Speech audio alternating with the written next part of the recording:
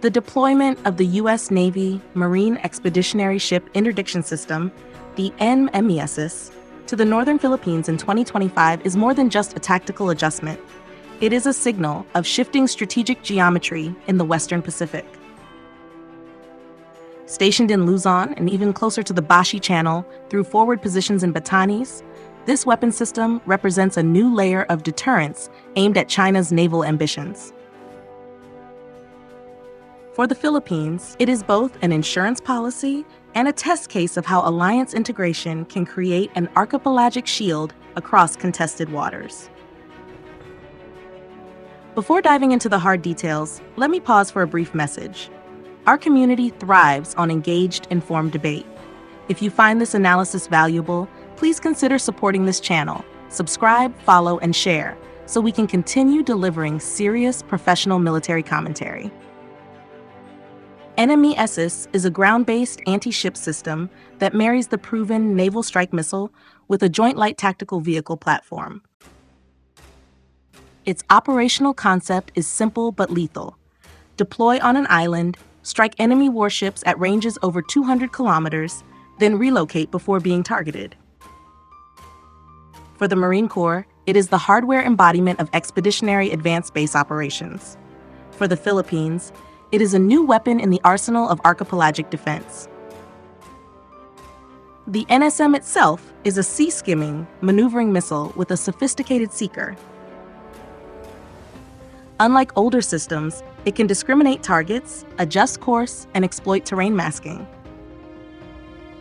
Placed in northern Luzon or on Batanes Islands, NMESIS covers the Bashi Channel, one of the world's most important maritime choke points. Every Chinese vessel sailing from the South China Sea to the Pacific must pass through either Bashi or Miyako.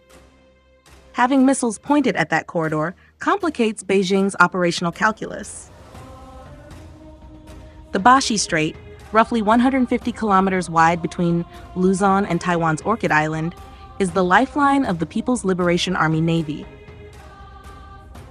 Submarines from Hainan must eventually transit north, while surface combatants entering the Western Pacific for exercises or power projection pass through here. The U.S. and its allies know that controlling, or at least threatening, this bottleneck is critical to limiting Chinese blue water expansion. By placing NMESIS units in the Philippines, the U.S. effectively creates a southern gate to complement the northern watch of Japan and Taiwan. This two-sided pressure forms a maritime vice. For Manila, participating in this arrangement is a significant political step. It ties Philippine defense more closely to Taiwan contingencies, even if the government avoids admitting it openly. In April-May 2025, NMESIS fired from Philippine soil for the first time during the Balikatan exercises. Alongside U.S. Typhoon launchers armed with SM-6 and Tomahawk, the appearance of NMESIS symbolized layered deterrence. The images of missile launchers silhouetted against the seas off Batanes were as much political theater as military rehearsal. They told Beijing, the Philippines is no longer a passive observer of great power competition, but an active participant in shaping the maritime battlespace. The exercise also validated the mobility of NMESIS. Launchers were moved rapidly, emplaced, fired, and displaced. For the Philippine Armed Forces, watching this in action was a lesson in how to conduct modern coastal defense in a contested environment. Some may wonder whether NMESIS competes with the BrahMos cruise missiles that the Philippines is acquiring from India. In fact, the two systems can complement each other. BrahMos offers supersonic punch with longer range, while NMESIS provides a networked, maneuverable system integrated seamlessly with U.S. ISR and targeting assets. A web of fires could be established where U.S. sensors cue Philippine shooters or Philippine radars cue U.S. missiles. This cross-linking is the future of alliance warfare. Beijing has repeatedly condemned the deployment of Typhoon and NMESIS, calling them destabilizing. For China, the specter of U.S. missiles on Philippine soil aimed at the Bashi Strait is intolerable. It threatens the plan's freedom of maneuver and complicates submarine bastion strategies. As a result, we may see increased Chinese Coast Guard patrols, more gray zone operations, and political pressure campaigns against Manila. Yet, this reaction itself proves the point. Deterrence works when it alters adversary behavior. By provoking visible anxiety in Beijing, NMESIS demonstrates strategic utility without firing a shot. Still, Manila faces risks. Hosting NMESIS makes Philippine territory a potential target in any future U.S.-China clash. The northern provinces of Cagayan and Batanes would be on the front line. Moreover, public opinion is divided. While some see U.S. deployments as strengthening security, others worry about sovereignty and escalation. President Marcos Jr. has tried to manage this balance by welcoming U.S. systems, but insisting on Philippine control of operational decisions. This is why Manila turned down direct U.S. involvement in certain confrontations with Chinese ships, preferring to act alone while keeping the alliance as backup. At present, NMESIS units in the Philippines are U.S.-owned and U.S.-operated.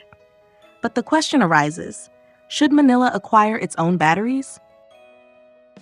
Financially, it is a stretch, but strategically, it would give the Philippines a credible anti-ship deterrent independent of Washington.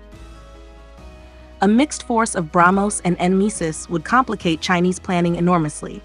Even if Manila cannot buy entire batteries, joint basing and rotational access already send a powerful message. With NMESIS in Luzon, the first island chain becomes more lethal for the plan. The Philippines, once regarded as the weak link, now contributes concretely to maritime denial. This strengthens trilateral cooperation with Japan and the U.S., and by extension reassures Taiwan. It also forces Beijing to allocate resources to counter threats from the south, dividing attention from the Taiwan Strait. For ASEAN, however, it raises questions about neutrality.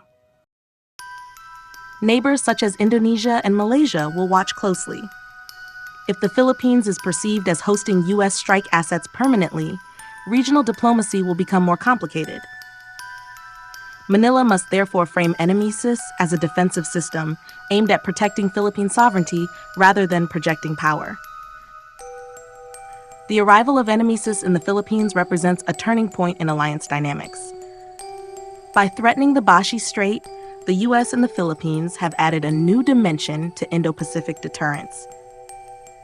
For Manila, it is both a shield and a spotlight, enhancing security but also inviting new responsibilities and risks. As we continue to analyze these developments, I ask you, our community of informed readers and viewers, to stay engaged.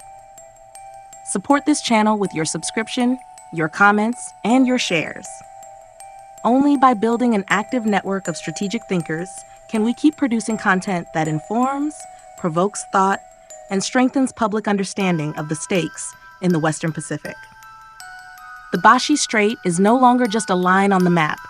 With NMESIS in play, it has become a contested frontier of the 21st century maritime order.